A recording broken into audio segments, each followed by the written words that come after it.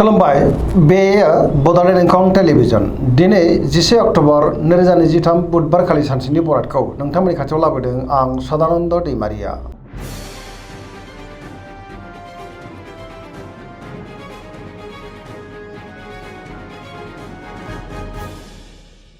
सिगां फरायनो लादों मेष राशि गिबि हांखो अ ल दिनैनि साना जोबोर मोजां बहाबा दावबायनो बा हान्थिनो खाबु मोनगोन आरो मोजाङैनो हान्थिनोबो हागोन मावनो लानाय खामानिखौ थि समावनो आरो गोरलैयैनो मावफुंनोबो हागोन गोसोआ दिनै जोबोर खुसि जागोन देहाया मोजाङैनो थागोन बहानिफ्रायबा मोजां खौरां मोननोबो हागौ रांखावरियाव मोजां बेफार फालांगियावबो मोजां आयाबो दिनै बांनो हागौ देहाया मोजाङैनो थागोन अब्लाबो नाथाय जानाय लोंनायाव सांग्रां जानांगोन सोरबा लोगोनिफ्राय थोजासे हेफाजाबबो मोननो हागौ न'खराव बिमा बिफानि अननायफोरखौ मोननो हागोन बिदा फंबायजों मोजां सोमोन्दो थागोन आरो बिसि फिसायनि गेजेराव अनलायनाया बांनो हागौ गोसोनि बोलोआबो बांगोन समाजाव दिनै बयजोंबो मान होजागोन पजिटिभ एनार्जिनि गोहोम गोग्लैगोन सेंग्रा सिख्लाफ्रा गावबा गावनि गोसोनि साननायखौ फोरमायलायनो हागोन आरो जोबोर रमान्टिकबो जागोन।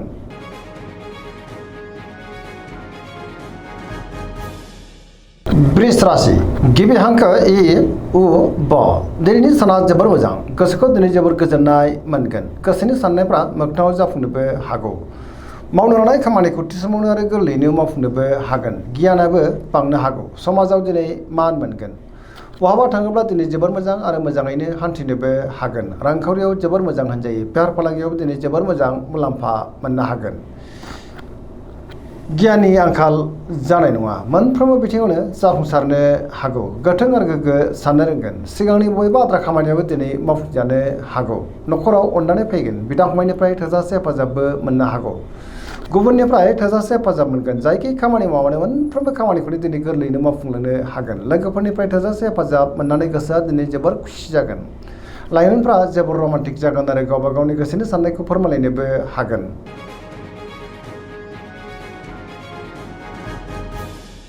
मिथुन राशि गिबि हांखो ख स दिनैनि साना जोबोर मोजां पजिटिभ एनार्जिनि गोहोम गोग्लैगोन मोनफ्रोमबो बिथिङावनो जाफुंसारगोन गियाननि आंखाल जानाय नङा गोसोआ दिनै जोबोर खुसि जागोन सोरबा लोगोजों बाख्नाय जानोबो हागौ गियाननि आंखाल जानाय नङा गोथों आरो गोग्गो साननो हागोन पजिटिभ साननो रोंगोन गोसोआ दिनै जोबोर खुसि जागोन लाइमोनफ्रा जोबोर रमान्टिक जागोन आरो गावबा गावनि गोसोनि साननायखौ फोरमायलायनोबो हागोन रांखावरियाव मोजां बेफार फालांगियावबो मोजां होनजायो देहाया दिनै मोजाङैनो थागोन न'खराव अननानै फैगोन बिमा बिफानिफ्राय थोजासे अननायफोरखौ मोननो हागौ गोसोनि बोलोआ बांगोन मावनो लानाय खामानिखौ थि समावनो आरो गोरलैयैनो मावफुंनोबो हागोन सिगांनि बबेबा आद्रा खामानियाव दिनै मावफुंजानो हागौ गुबुनजों मोजां सोमोन्दो लाखिनो रोंगोन आरो लाइमोनफ्रा जोबोर खुसि जागोन।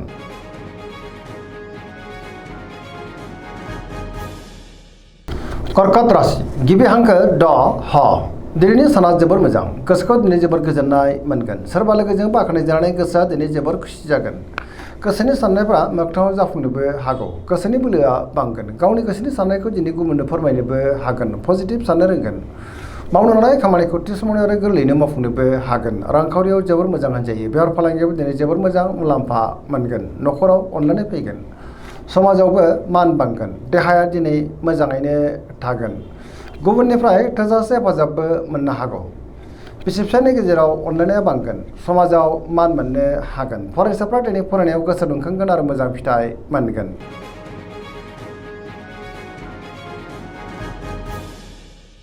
सिंह राशि गिबि हांखो म ट दिनैनि साना जोबोर मोजां गोसोआव पजिटिभ साननाय फैगोन गोथों आरो गोग्गो साननो रोंगोन गियाननि आंखाल जानाय नङा मोनफ्रोमबो बिथिङावनो जाफुंसारगोन सोरबा लोगोनिफ्राय थोजासे हेफाजाबबो मोननो हागौ समाजाव लोगो लेवा बांनोबो हागौ बहाबा दावबायनो बा हान्थिनो खाबु मोनगोन आरो मोजाङैनो हान्थिनोबो हागोन रांखावरियाव मोजां बेफार फालांगियावबो मोजां होनजायो मोननो गोनांथारखौबो दिनै मोननो हागौ गुबुनजों मोजां सोमोन्दो लाखिनो हागोन न'खराव दिनै अनलायनाय फैगोन समाजाव मान मोनगोन गुबुननि गोसोखौ गोरलैयैनो बोनोबो हागोन आरो देहाया मोजाङैनो थागोन अब्लाबो नाथाय जानाय लोंनायाव सांग्रां जानांगोन बयजोंबो अनसायजागोन गुबुननि थाखाय दिनै गोबां मोजां खामानि मावनानै होनोबो हागोन सोरबा मुंदांखा सुबुंजों लोगो मोनज्लायनोबो हागौ लाइमोनफ्रा जोबोर रमान्टिक जागोन आरो गावबा गावनि गोसोनि साननायखौ फोरमायलायनोबो हागोन पजिटिभ एनार्जिनि गोहोम गोग्लैगोन सरासनस्रायै दिनै साना जोबोर मोजां आरो मोजाङैनो बारग'लांगोन।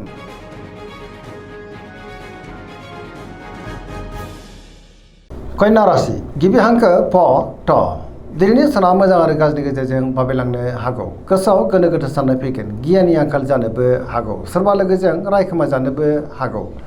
गोबां बिथिङावनो दिनै सांग्रां जानांगोन। रांखावरियाव मोजां, अब्लाबो नाथाय खरसाया बांनो हागौ। बेफार फालांगियाव मोजां होनजायो। देहायाबो मोजाङैनो थागोन। गोबां जेंनाजों मोगा मोगि जानांनोबो हागौ। नेगेटिभ एनार्जिनि गोहोम गोग्लैनोबो हागौ। न'खराव अनलायनाय फैगोन। बिदा फंबायनिफ्राय हेफाजाबखौ मोननो हागौ। अब्लाबो नाथाय सुथुरनि गाज्रि नोजोर थानोबो हागौ। नेगेटिभ एनार्जिनि गोहोम गोग्लैगोन। लाइमोनफ्रा जोबोर आला खाला जानोबो हागौ।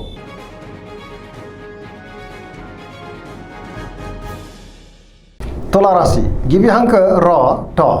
दिनैनि साना जोबोर मोजां। गोबां रोखोमनि जेंनाफोरखौ दिनै गोरलैयैनो सुस्रांनो हागोन। गोथों आरो गोग्गो साननो रोंगोन। गियाननि आंखाल जानाय नङा। गोसोनि बोलोआ बांगोन। गावनि गोसोनि साननायखौ गुबुननो फोरमायनोबो हागोन। देहाया मोजाङै थागोन। अब्लाबो नाथाय जानाय लोंनायाव सांग्रां जायोब्ला गाहाम। देहाया दिनै मोजाङैनो थागोन। रांखावरियाव मोजां। मोननो गोनांखौबो दिनै मोननो हागौ। न'खराव बिसि फिसायनि गेजेराव अनलायनाय फैगोन। बिदा फंबायजों मोजां सोमोन्दो थागोन। सोरजोंबा बाख्नायजानोबो हागौ। बेफार फालांगियाव दिनै जोबोर मोजां मुलाम्फा मोननो हागोन। सोरबा लोगोनिफ्राय मोजां खौरां मोननोबो हागौ। गोदान थांखि लानो रोंगोन। सेंग्रा सिख्लाफ्रा दिनै जोबोर रमान्टिक जागोन आरो गावबा गावनि गोसोनि साननायखौ फोरमायलायनोबो हागोन। पजिटिभ एनार्जिनि गोहोम गोग्लैनोबो हागौ। फरायसाफ्रा दिनै फरायनायाव गोसो दुंखांगोन आरो मोजां फिथाइ मोननोबो हागोन।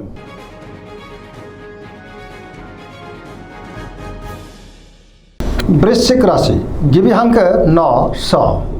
दिनैनि साना जोबोर मोजां। पजिटिभ एनार्जिनि गोहोम गोग्लैनोबो हागौ। समाजाव लोगो लेवा बांगोन। बहाबा दावबायनो एबा हान्थिनो खाबु मोननो हागौ आरो मोजाङैनो हान्थिनोबो हागोन। सोरबा गोजाम लोगोजों बहाबा लोगो मोनज्लायनोबो हागौ। गोसोआव दिनै गोथों आरो गोग्गो साननाय फैगोन। गियाननि आंखाल जानाय नङा। मावनो लानाय खामानिखौ थि समावनो आरो गोरलैयैनो मावफुंनोबो हागोन। गुबुननिफ्राय थोजासे हेफाजाबबो मोननो हागौ। गोसोनि साननायफ्रा दिनै मोगथाङाव जाफुंगोन। गोसोनि बोलोआबो बांगोन। समाजाव दिनै बयजोंबो मान होजागोन। न'खराव अनलायनाय फैगोन। रांखावरियाव मोजां, अब्लाबो नाथाय खरसायाबो बांनो हागौ। बेफार फालांगियाव जोबोर मोजां मुलाम्फा मोनगोन। सोरजोंबा बाख्नायजानो हागौ। देहाया दिनै मोजाङैनो थागोन। गुबुननिफ्राय मोजां खौरां मोननोबो हागौ। फरायसाफ्रा दिनै फरायनायाव गोसो दुंखांगोन। लाइमोनफ्रा जोबोर रमान्टिक जागोन आरो गावबा गावनि गोसोनि साननायखौ फोरमायलायनोबो हागोन। पजिटिभ एनार्जिनि गोहोम गोग्लैगोन।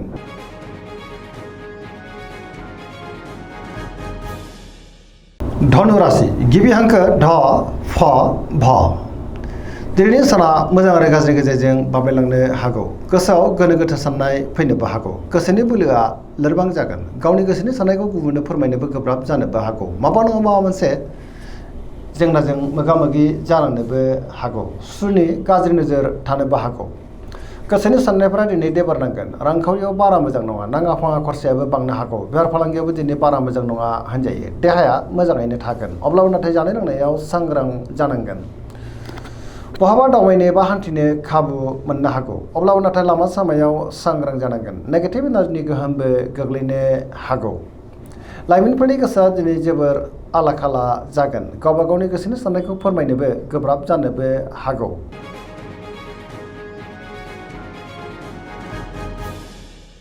मकर राशि गिबि हांखो ख ज। दिनैनि साना जोबोर मोजां।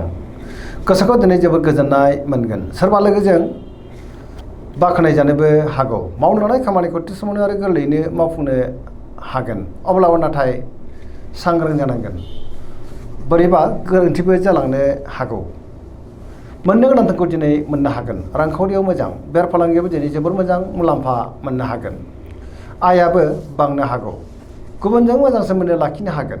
पजिटिभ एनार्जिनि गोहोम गोग्लैगोन आरो पजिटिभ साननो रोंगोन। मोनफ्रोमबो बिथिङावनो सांग्रां जानो रोंगोन। गोदान खामानियावबो दिनै आखाइ होजेननो हागोन। न'खराव बिदा फंबायनि गेजेराव मोजां सोमोन्दो थागोन आरो बिसि फिसायनि गेजेराव अनलायनाया बांनो हागौ। सेंग्रा सिख्लाफ्रा जोबोर रमान्टिक जागोन आरो गावबा गावनि गोसोनि साननायखौ फोरमायलायनोबो हागोन। फरायसाफ्रा दिनै फरायनायाव गोसो दुंखांगोन आरो मोजां फिथाइ मोननोबो हागोन। पजिटिभ एनार्जिनि गोहोम गोग्लैगोन।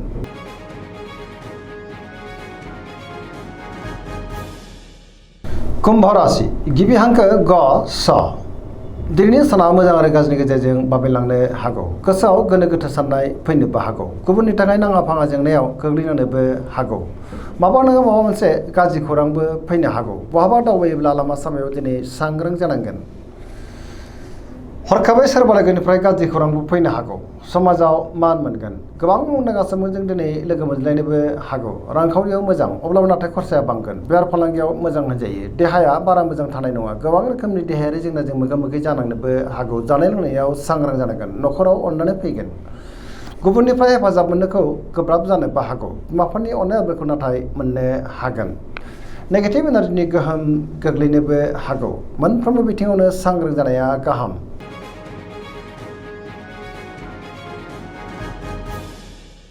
मीन राशि गिबि हांखो ड स। दिनैनि साना जोबोर मोजां।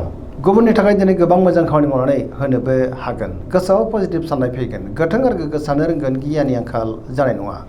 गोसोनि बोलोआ बांगोन। गावनि गोसोनि साननायखौ दिनै गुबुननो फोरमायनोबो हागोन। देहाया मोजाङै थागोन। अब्लाबो नाथाय जानाय लोंनायाव सांग्रां जानांगोन। रांखावरियाव मोजां। बेफार फालांगियाव दिनै जोबोर मोजां मुलाम्फा मोनगोन। नखराव अनलायनाय फैगोन। सोरजोंबा बाख्नायजानोबो हागौ। लाइमोनफोरनि गोसोआ दिनै जोबोर रमान्टिक जागोन आरो गावबा गावनि गोसोनि साननायफोरखौ फोरमायलायनोबो हागोन। पजिटिभ एनार्जिनि गोहोम गोग्लैगोन।